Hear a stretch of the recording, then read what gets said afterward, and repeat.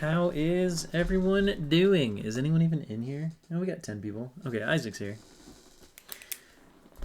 Good to know Isaac's here. Hopefully everybody else joins in soon. We've got our last unit review today. And then it's just test prep, test prep, test prep.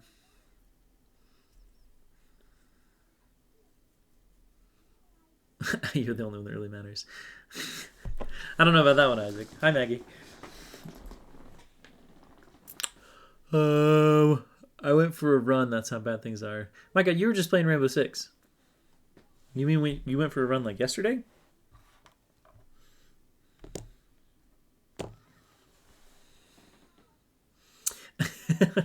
Probably Isaac. You probably type. I don't know. I'd have to look to see who types the most. I don't know. Yeah, Zach's a cross country runner, so you'll get no sympathy from him, Micah.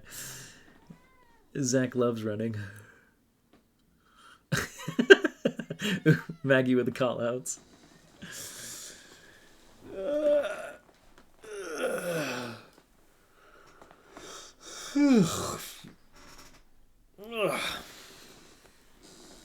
So College Board so College Board sent out an email yesterday. They've got a lot of stuff. They're actually getting more details about the tests and things like that. I'm going to go through all that stuff next week because it's not super important right now.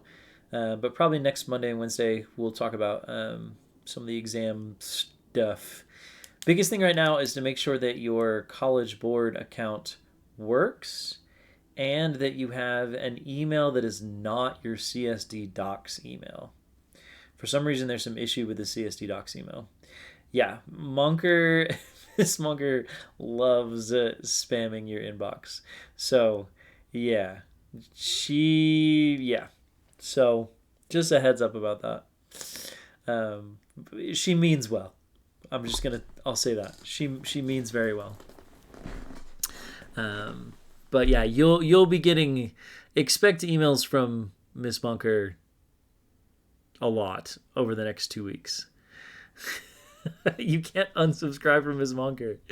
She's our AP test coordinator at Brighton, and she takes her job very seriously.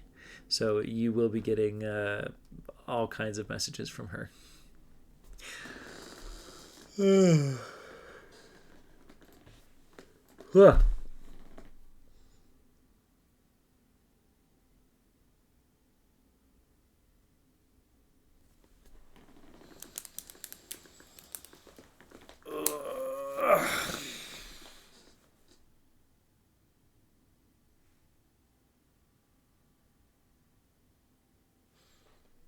How's everybody doing? Are we feeling more prepared for the AP exam? Have I baked anything delicious? Do you follow me on Instagram, Isaac? I post Instagram stuff all the time. Oh, you don't have an Instagram. Yeah, no, I've been baking all kinds of stuff. Let me... How could I get... Here, we'll do a quick screen grab.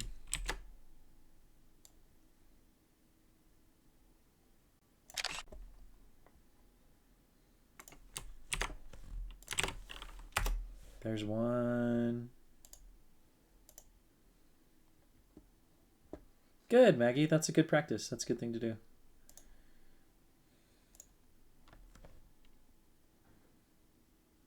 Oh, man. Yeah, those were fantastic.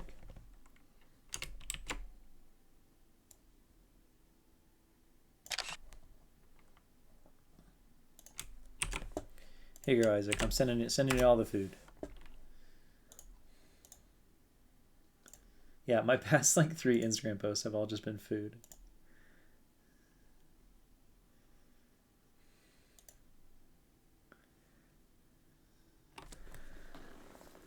That's good, Isaac. You got to get through those review books. Gotta get through those review books.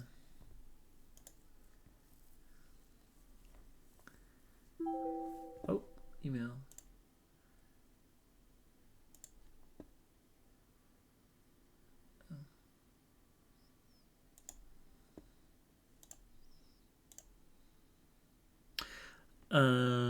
Yeah. Okay. Let's go ahead and just dive into review. Unit 7, equilibrium. Do you need all the short answer? You need to do a lot of them would be my advice, Maggie. Especially on the first couple that like all the units. Like you don't have to do the ones on buffers or on delta G calculations or things like that. But I would do at least half of all of the free response questions that are there, if you can, right?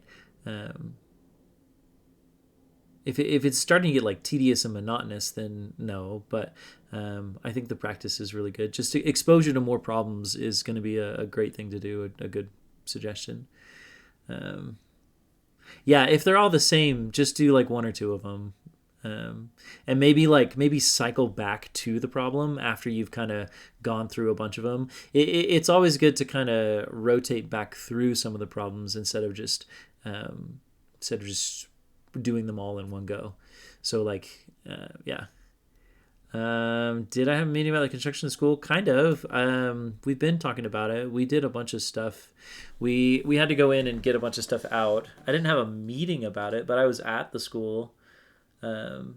We might have a meeting today. We'll probably talk about the construction today, but we haven't had like a big meeting with all the teachers.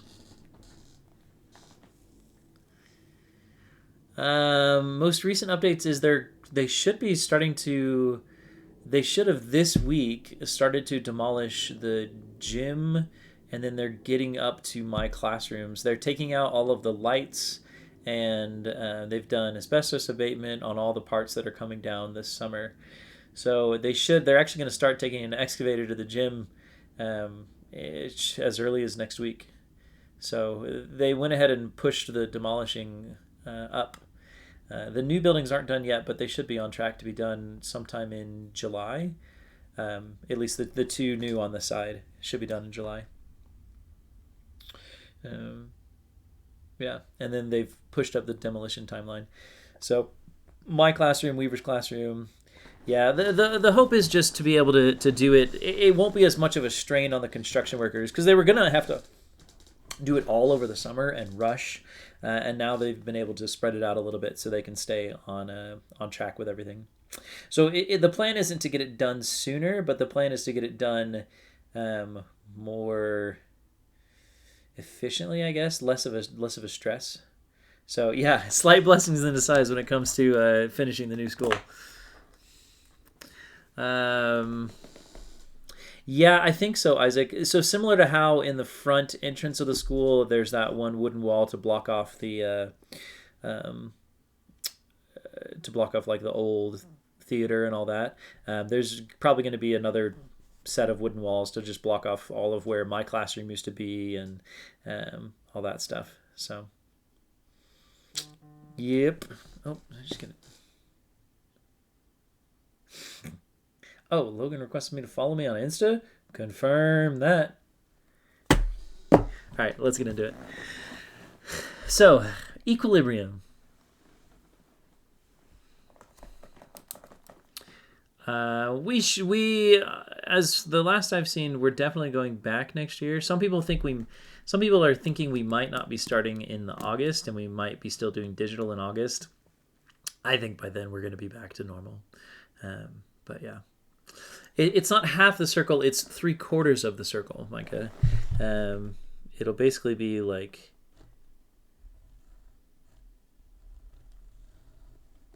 Because then my room, Weaver's room, and like Mrs. Moore's room all get chopped out. They all go. Go.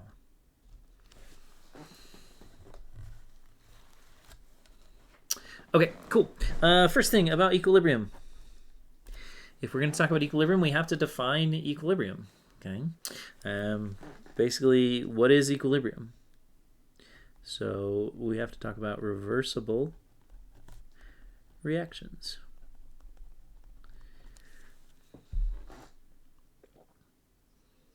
right? So common examples. We have a bunch of examples of reversible reactions, right? These are things that we see and we observe. Things like phase changes.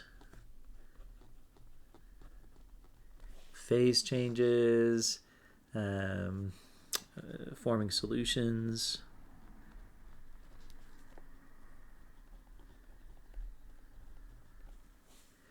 Right? Acid-base reactions are even kind of an example of a reversible reaction, right? Where a proton is donated and a proton is accepted, and if you reverse it, the opposite happens. It's accepted and donated, right? Same thing with redox. Redox are reversible reactions. You can donate electrons in one direction of a redox reaction, and you can accept electrons in the other direction of the reaction. And so those are all just kind of common examples of equilibrium or reversible reactions. Okay, so macroscopic, right? So what we see, a system in equilibrium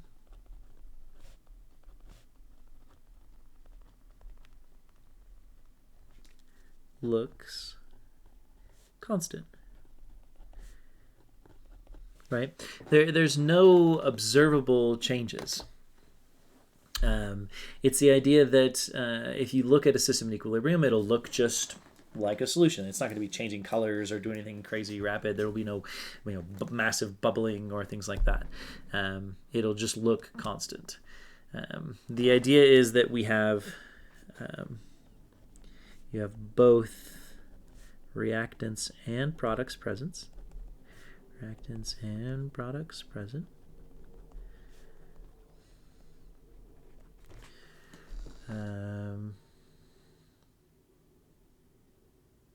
Hi, Naya.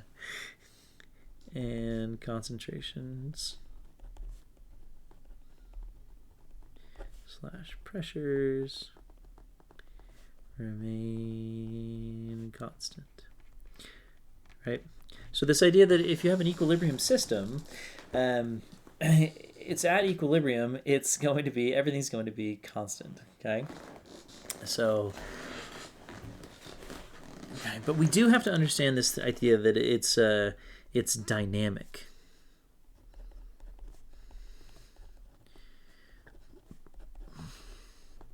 Now, what we mean by dynamic is we mean that the reaction hasn't stopped, but the reactants are still turning into products, and at the same time, products are turning into reactants. So you have both reactants turning into products and products turning into reactants. It's dynamic. The reaction is still occurring, right? So it's not like it's stopped. It's still occurring. It's just it's going in the forward direction equally to the reverse direction. Yeah, just leave it open during the honors stream. Get them 10,000. I think a couple people. There's going to be a day where like a bunch of people hit 10,000. I'm just going to spend the whole stream dabbing. Okay. Good. All right. And then we want to think about it graphically. Right. So typically, let's say we have the reaction A goes to B. Right. So if we have a traditional just reaction that goes to completion, okay, we start out with A up here and we start out with B down here. If the reaction goes to completion, the concentration of A just drops down to 0 and the concentration of B just goes up, right? So this is if we do concentration and we do time.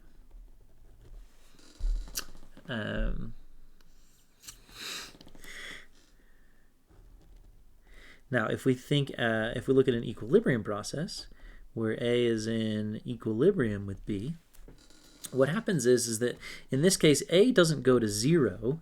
It goes to some value that's not 0, and it becomes constant. Right? So we would maybe mark that somewhere around here. Oh, oops, I'm a little low. Sorry. Yeah. Sorry, guys. I wasn't looking at my document camera.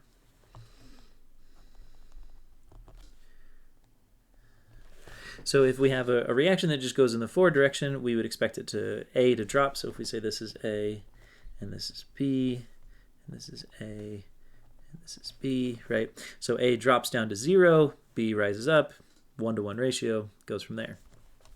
When we look at something that forms equilibrium, notice A doesn't drop down to 0 and B doesn't go all the way up to the top, but they get to be constant. And technically, for this equilibrium hypothetical, we have a little bit more B than we do A. Right? But it could be the other way around. It could be, anywhere along there. And we could say that equilibrium is reached when the concentrations become constant. But at the same time, even at this point in time, A is turning into B and B is turning to A.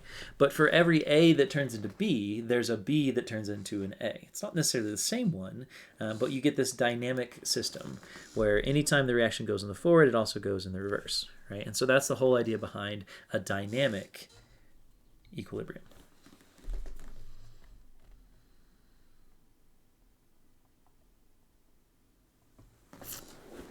Okay. Let's see, number 6. So the biggest thing to think about here is that at equilibrium, oops, if I could spell, at equilibrium, concentrations / pressures are not equal, but constant. The rate of the forward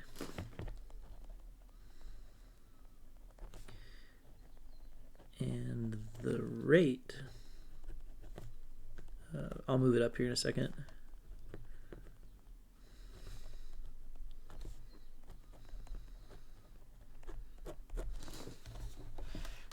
All right, so the biggest thing is we have to understand when we say equilibrium, equilibrium has the word equal in it, okay?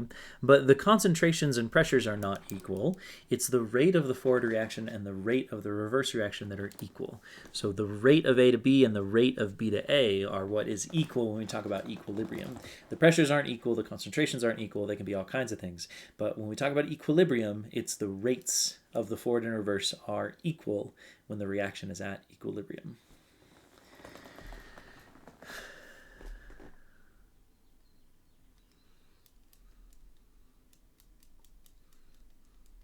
Okay, and that's kind of our good,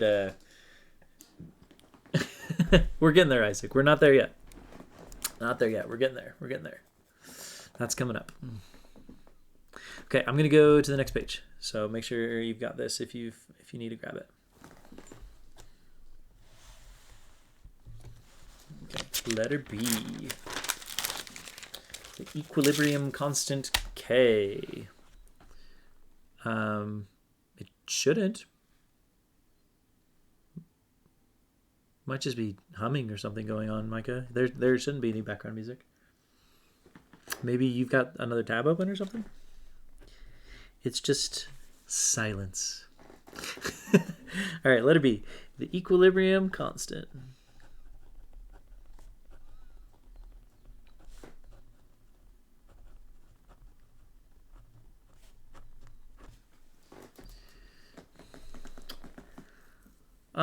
So Naya, in terms of predicting whether a reaction will be in equilibrium or will go to completion, I don't think you'll ever really be asked to predict that. On all the questions I've ever seen, they usually just tell you that the reaction is equilibrium or they tell you it goes to completion. I mean, there's a couple obvious things that we know are equilibrium, like KSPs, where we have a solid dissolving, or like weak acid, weak base, right? Those are equilibrium. So, but in terms of like if they give you a gaseous system, they would have to tell you that it's at equilibrium. And they always do, as far as I know. So just guessing if a reaction is going to be equilibrium will be pretty difficult. And technically, yes, everything does establish some sort of an equilibrium, but for some reactions, the K is, 100,000. And so at that point, is it really equilibrium? All right, so the equilibrium constant K. Equilibrium constant K. So let's talk about K.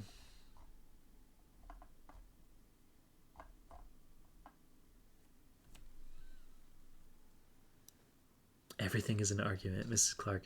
I love Mrs. Clark. That's hilarious. Okay, so the equation.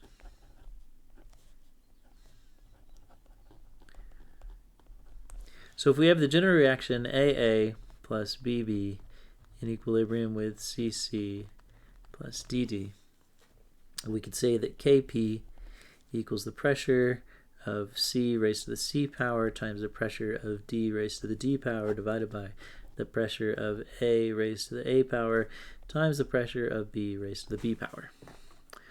Or we could do Kc.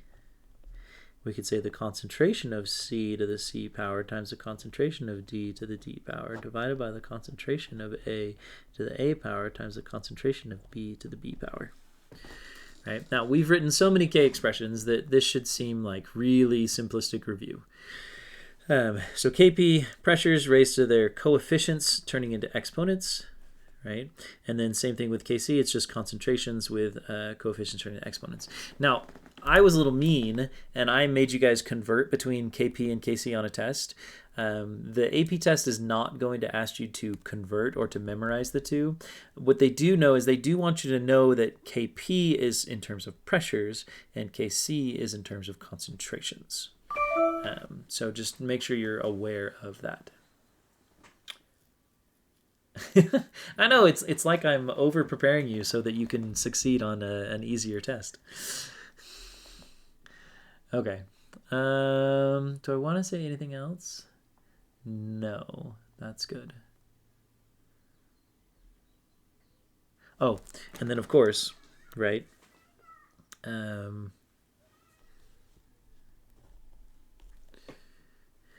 Do not include solids or liquids in the K expression. Right? So solids and liquids, pure solids and pure liquids, they don't affect equilibrium as long as they're present.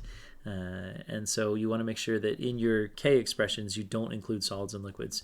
They will and they love asking questions about solids and liquids in equilibrium. So it's really easy points to get right. It's also really easy points to get wrong.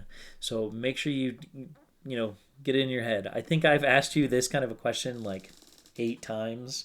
So I hope by now you've made the recognition, watch out for solids, watch out for liquids when it comes to equilibrium. Okay. All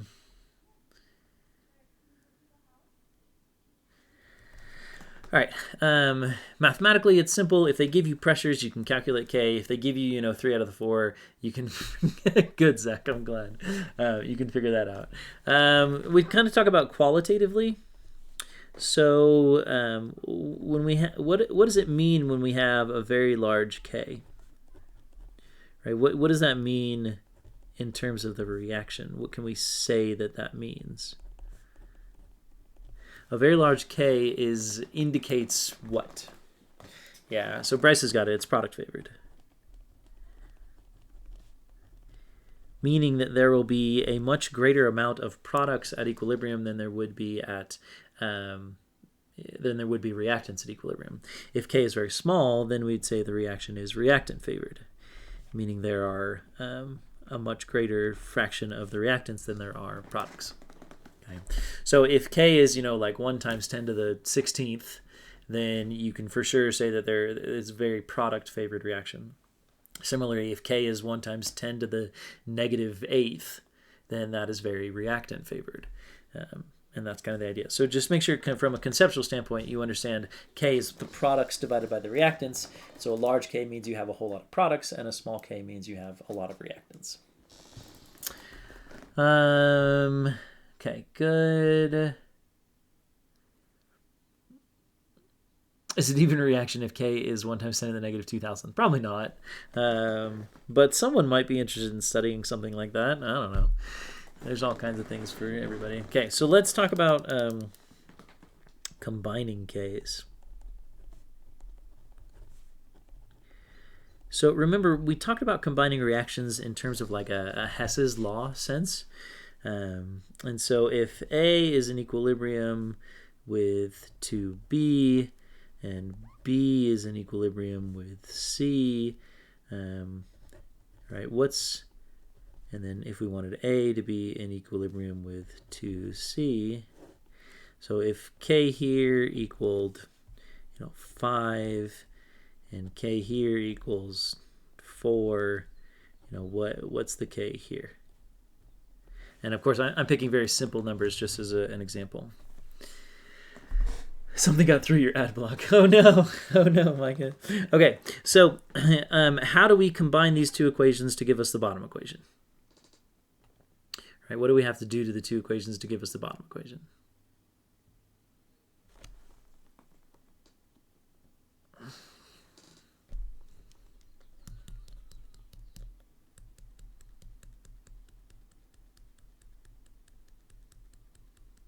Okay, so we have to double the second, right? Now, when we double the second reaction, what happens to the value of K? Maggie's got it. If we double a reaction, we have to square K, okay? So make sure you keep this straight. Delta H, whatever you do to the reaction, you do to delta H. So if you double a reaction, you double delta H. If you reverse a reaction, you change the sign of delta H. But with K you have to think of it in terms of like an exponential sense. And so if you double a reaction, you have to square K, right? So this turns into 4 squared, which is 16. Okay. If we were to reverse a reaction, you have to invert K. You have to raise it to the -1 power. So instead of making it negative, you raise it to the -1 power, aka invert it, if you reverse it. What about if I add these two reactions together? What do I do to the K values?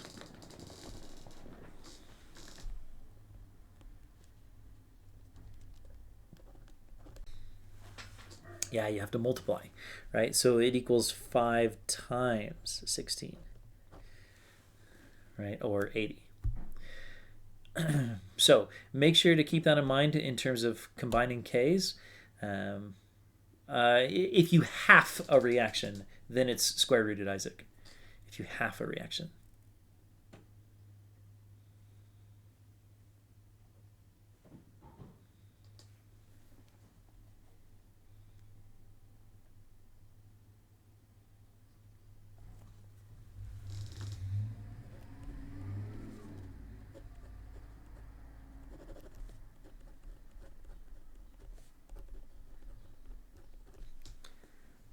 All right, ice tables.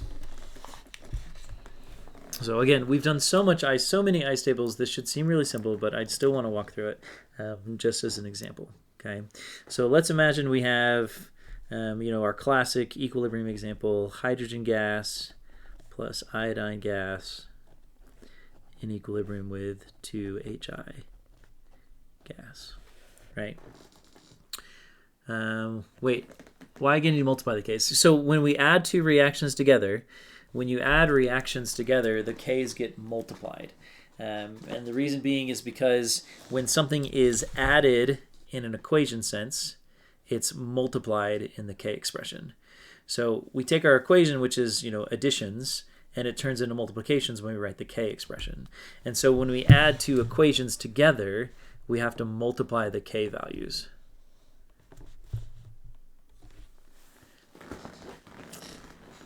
Yep, you're good, Max.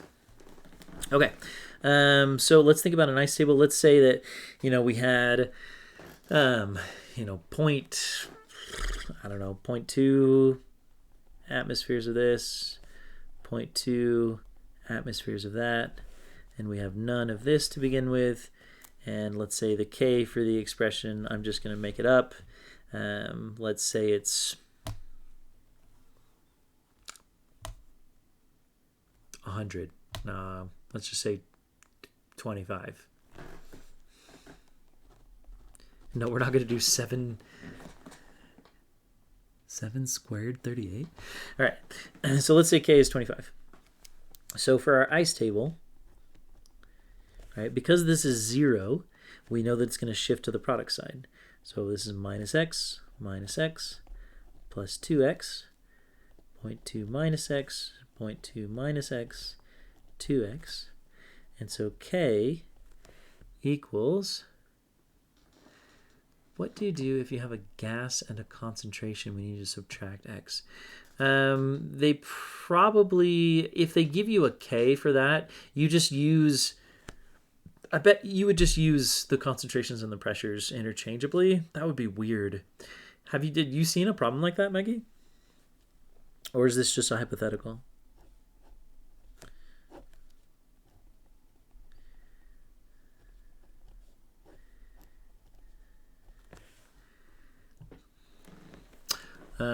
I'd have to see it. Yeah, but usually if they're gonna give you a problem with an equilibrium, it'll be either all pressures or all concentrations. If they were cruel, you would potentially have to turn the pressure into a concentration using like P equals nRT or something like that. But I haven't seen a problem like that on an AP test. All right, so at this point, right, we're going to square root both sides, save ourselves some work mathematically. And so 5, because the square root of 25 is 5, 5 equals 2x over 0.2 minus x. Multiply, distribute, combine like terms, solve, or just use the equation solver on your calculator. I don't know what this ends up being. 7, so it's 5 times 0.2 divided by 7.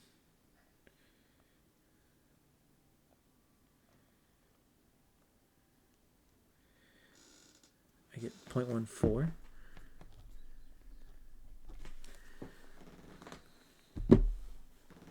And so that means your pressure of H2 equals your pressure of I2. They both equal 0.06. And the pressure of HI equals 0.28. Okay. I didn't show the algebra just to save some time, but I'm pretty sure that's what you get if you do the algebra. Use molarities or pressures for isotable price. Molarities or pressures. Sorry, I should show the algebra, I guess. Multiply both sides by 0.5, so you do 5 times 0.2 minus x equals 2x. So 5 times 0.2 is 1 minus 5x equals 2x. Add 5x, you get 1 equals 7x. X equals 0.14.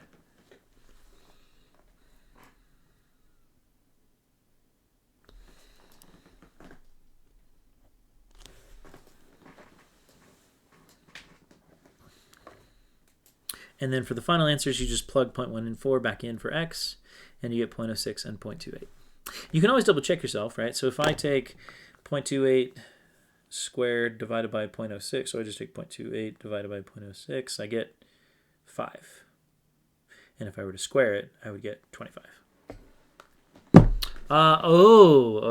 So Lauren, don't forget, right? We got rid of these x's when k was either a very large number or a very small number. In this case, because k is 25, we cannot make that assumption to get rid of x. So I know we got in the habit of eliminating x a lot when we were talking about weak acids and KSPs and buffers and all those things. But in a true equilibrium sense, you cannot get rid of those x's unless your k is either very large or very small.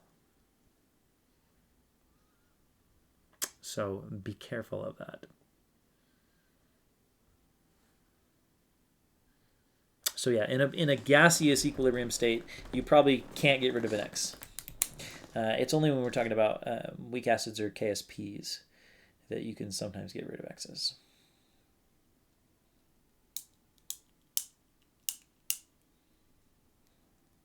Okay, speaking of, actually no, we're not going to get to that yet. We first need to talk about LeChatelier.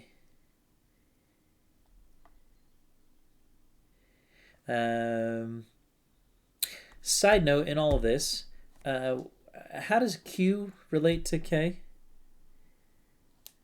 What's the idea with Q? Actually, no, we're going to get to that later. Never mind, we're going to get to that here. We're getting to that here. We're going to write that down. All right, letter C.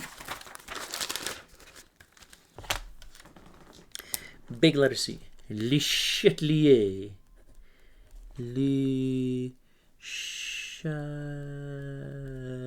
LeChatelier. Apparently, the A actually has this cool little hat. LeChatelier's principle.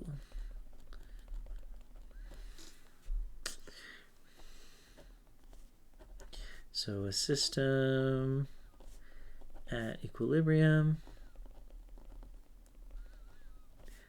when stressed,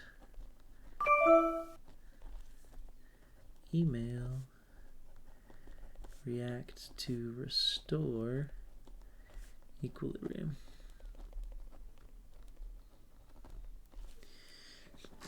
I should mute my email right now. It's kind of annoying. Mute. LeChatelier. So a system in equilibrium when stressed will react to restore equilibrium. Now, we talked about several ways that we can stress reactions at equilibrium.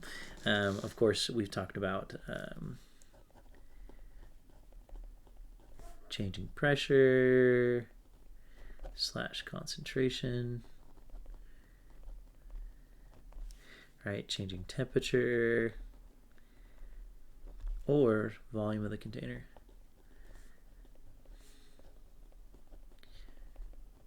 Right?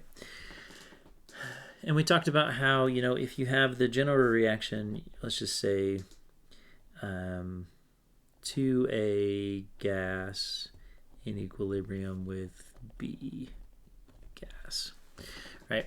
We talked about how if you remove A, the reaction is going to shift left to replace A. If we add extra A, the reaction is going to shift right to get rid of the A that we've added. If this was an exothermic reaction, right, it's forming bonds, makes sense. So we add heat over here. If we lower the temperature, that's like we've removed heat, and so it'll shift to the products. If we raise the temperature, it's like we're adding heat, so it'll shift to the reactants. If we were to shrink the size of this container, it would go to the products because there are fewer moles. And if we would increase the size of the container, it would go to the reactants because there are more moles. And yeah, that's all the ways we can shift equilibrium. Now, of course, if there was a solid or a liquid in this reaction, adding or removing that solid or the liquid would not shift the equilibrium. Unless, the one weird exception is that if you have aqueous solutions and you add water, you're lowering the concentration of all those aqueous solutions. So be careful on that. AP Test kind of loves to ask questions about water affecting LeChatelier's principle if you have aqueous solutions present. So for example, if these were aqueous, let's just do another example of 2C aqueous in equilibrium with B aqueous. In this case, adding water is like increasing the volume of the container because they're both diluted.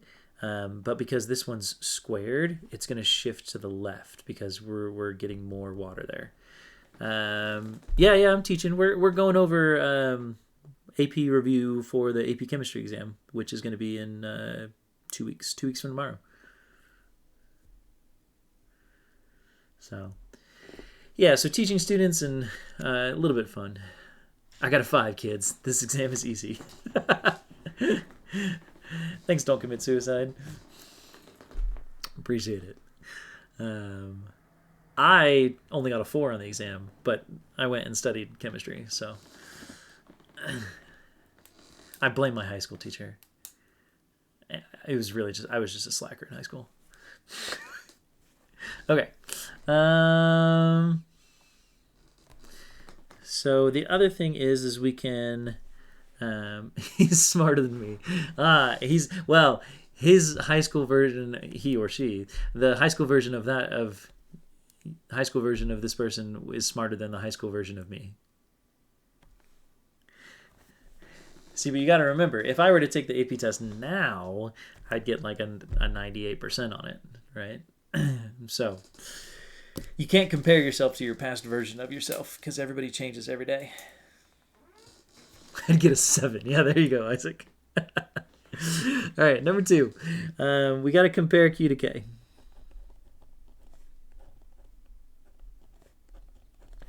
So remember, Q is calculated the same way K is. So we calculate Q in the exact same way. Products divided by reactants, coefficients turned into exponents. But for Q, we use non-equilibrium concentrations, whereas for K, our concentrations and pressures are at equilibrium. And so we compare Q to K. If Q is less than K, that means we have too many reactants, and so it'll shift to the products. So it shifts right. If Q is greater than K, it shifts left. Right? Because if Q is greater than K, we have too many products. If Q is less than K, we have too many reactants.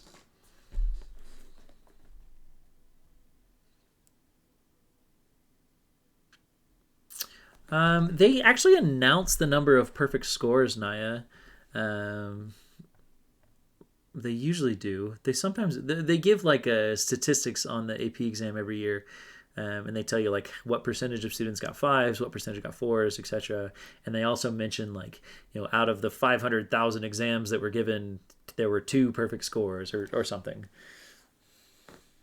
The perfect scores are very rare on the AP exam, at least on the AP Chem exam. And I doubt they cheated.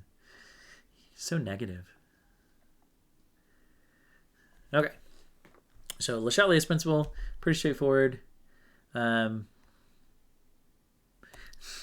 thing to remember is that changing temperature changes the value of K. Right? None of the other changes that we're doing will change the value of K, but changing temperature does. Now, Naya, that would bring too much of a spotlight on your exam. You've got to be careful on that. If you're gonna cheat on it, you got to just get in that 90 percentile range. Don't cheat on the exam. It would be kind of hard to cheat on this one unless you had like someone else take it for you. That would be cheating.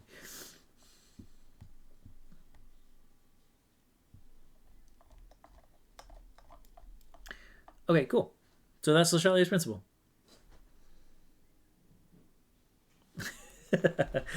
Naya also likes to think that people are the worst.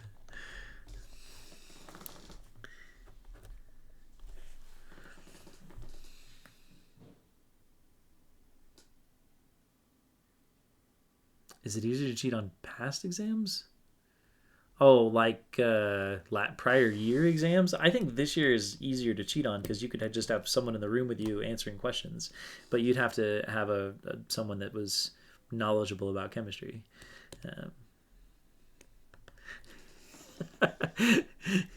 Hey, you're probably right, Naya. If you're speaking in general, there are people tend to make poor decisions, but there's specifics of people that are good. There are good people. They're not always good, but there are people doing good things all the time. And I like people too, Maggie, for the most part. All right.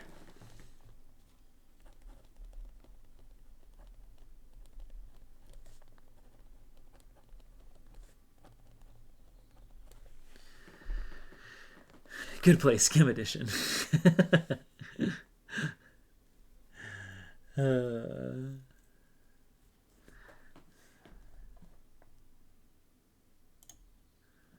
fine.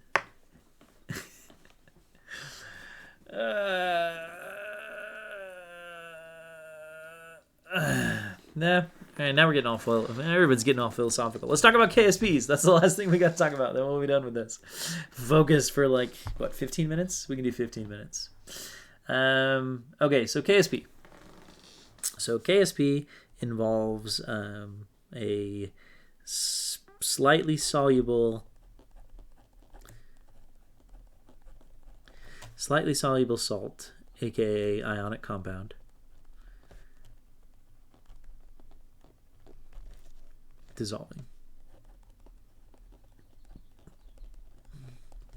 So it's going to have the general format of, like A, B solid in equilibrium with A plus aqueous and B minus aqueous, right?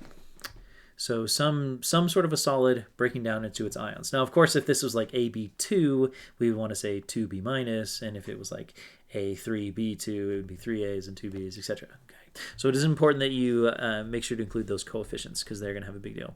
Now, KSPs are normally very small values. That's a great question, Philip. I don't know. It should be. Change the down with the English language. All right, so KSP in this case would be the concentration of A times the concentration of B. Oops.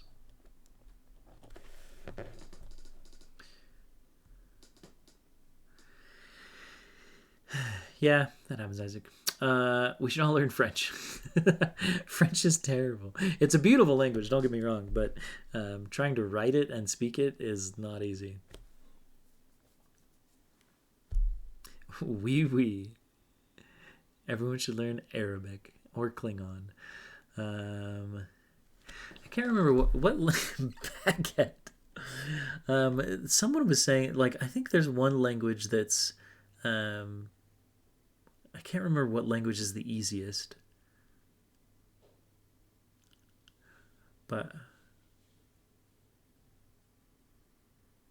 on croissant. All right. Anyway, so KSP of course equals that.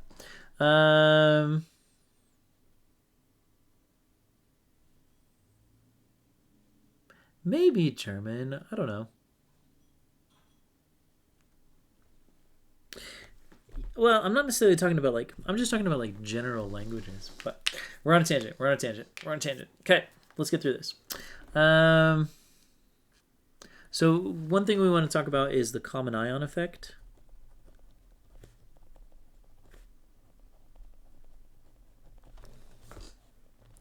If either A or B is present, AB solid becomes less soluble, right? So it's the idea that if you have like, say, silver chloride, right? Silver chloride is an insoluble salt. So if we take silver chloride and we try to dissolve it, we get silver ions and chloride ions. Now, if you take silver chloride and you try to dissolve it into a saltwater solution, something that already has chloride ions in it, those chloride ions will limit the ability of the silver chloride to dissolve. You can show that either mathematically by showing an ice table and doing the calculation, or you can think about it qualitatively and you can think about LeChatelier's principle. If we add extra B, that shifts the reaction to the left. So either one of those examples works to explain something called the common ion effect. Just the idea that if you have an insoluble salt and you're trying to make it dissolve, adding some of those extra ions is going to inhibit that dissolving process. Okay. You get the same thing with pH.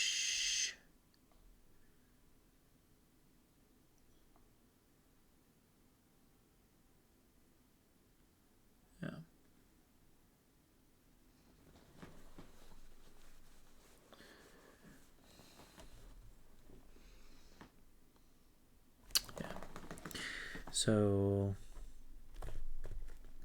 basic salts are more soluble in acidic solutions. Right. You don't have to have that memorized, but you do need to know and recognize that pH does affect how soluble some things are. If you have something that's like a very acidic solution, something will dissolve much better in it, or if you have a very basic solution, it might dissolve worse. It just kind of depends. So just understand that pH does have an effect on how soluble a compound will be. That's pretty much it. There is kind of a random note at the last bit of this section, which is kind of out of place. but there's all kinds of properties that affect why dissolving happens and why dissolving is endothermic or why it's exothermic or all these processes. So the big idea that we need to focus on is when something dissolves, right? There are three things that have to happen. First off, if we're talking about an ionic compound, the ionic bonds have to break. Okay. If we're dissolving in water, the water-water hydrogen bonds have to break. Okay. So we're breaking ionic bonds, we're breaking hydrogen bonds. And then we form ion dipoles, right? So we form the attraction between the water and the dissolved ion, whether that's sodium or chloride or something like that. And so that attraction is going to be exothermic. And so whether or not the overall process is endothermic or exothermic is going to depend on that relationship. So real quick, let me just draw a picture to illustrate my point. So let's imagine we have sodiums and chlorides and sodium. Wait, yeah, we'll do sodium chloride. Chloride and sodium and chloride and sodium and chloride and sodium. Okay, and then we've got water. H.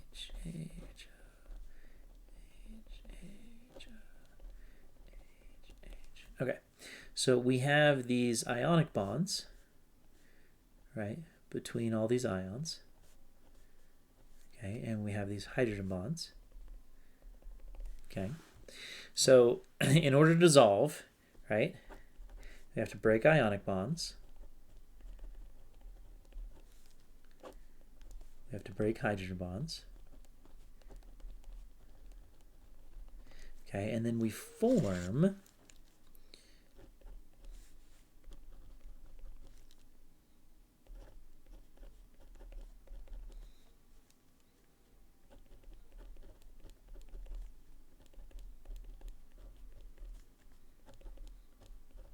oops.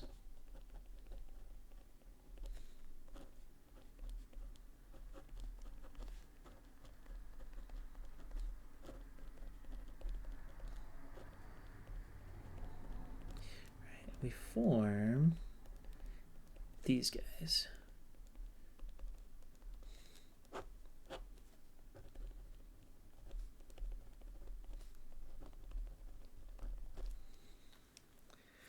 Okay.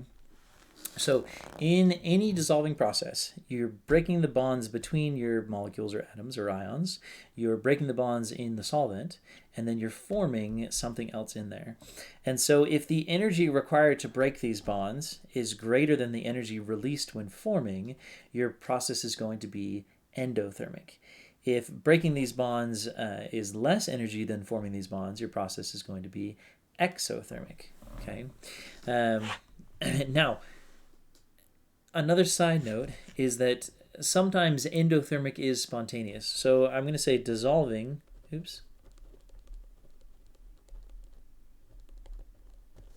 dissolving always increases entropy.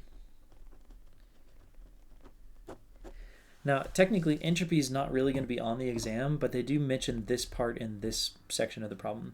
So one of the biggest driving factors for dissolving a salt is going to be entropy, right? So just be aware of that. So they might mention entropy, but it'll be in this context. It won't be in a calculate absolute entropy or calculate entropy to determine delta G or those kind of things. So this is kind of just the last little notes I want to say, and then this is it. So that's it for equilibrium. That's it for the unit. That's it for AP Chem curriculum that's going to be on the exam. We did it! Yay!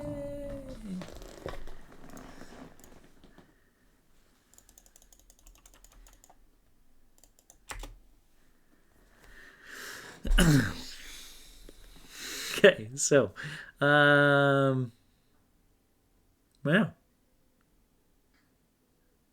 That's all we got.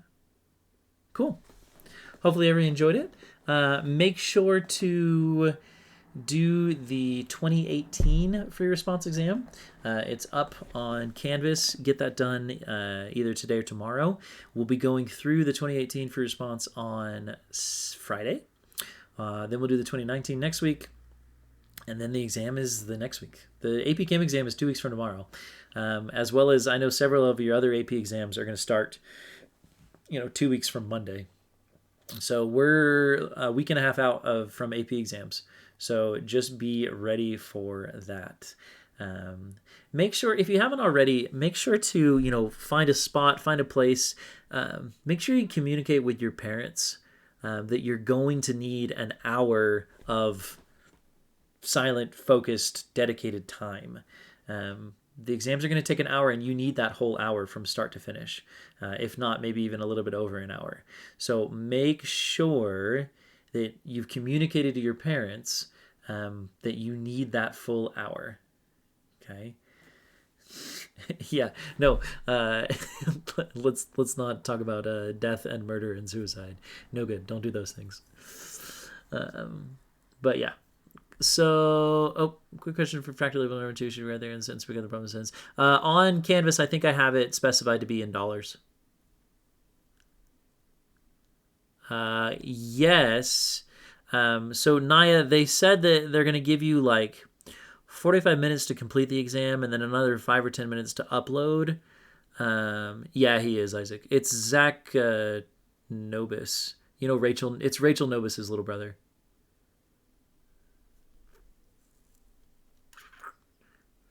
They have some structured time built into uploading, Naya.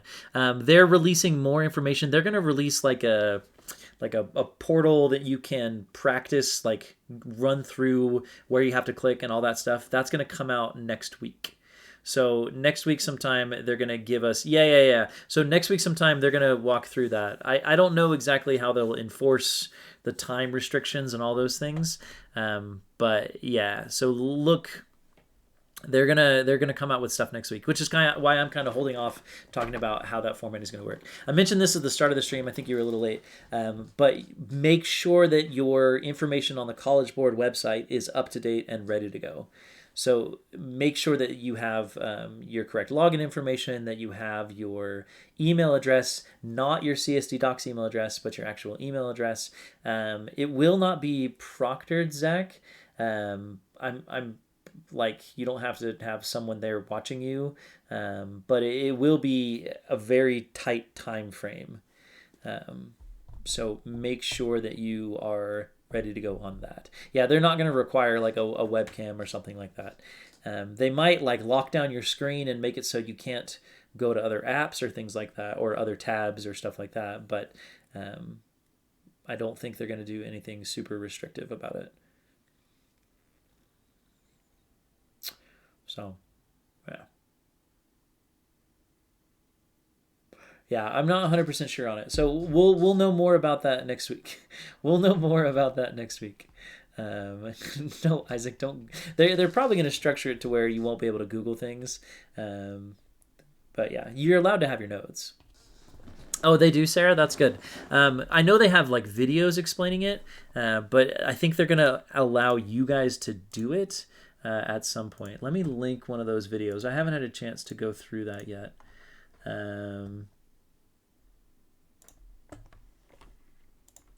So yeah, here's this.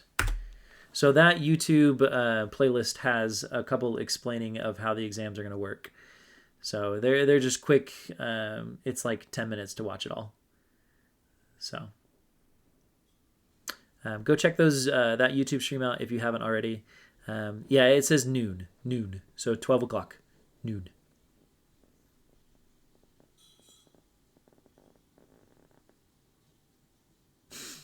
Okay, bye, Micah. That is it for today. Have a wonderful rest of the day, and happy studying. Keep going. Keep working. We can do this. 2 weeks. Yes.